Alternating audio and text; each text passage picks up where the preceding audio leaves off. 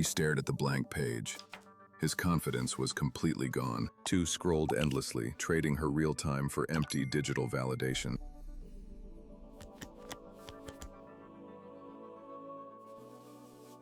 Bakwai's page turned next.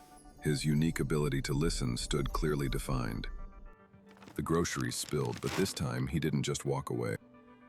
He reached out to help, pushing past his own hesitation. 2 made a funny face. The child laughed and the screen was forgotten. I'm learning my yes is part of HIS yes. Yeah. The book closed gently. Their true purpose was finally reclaimed.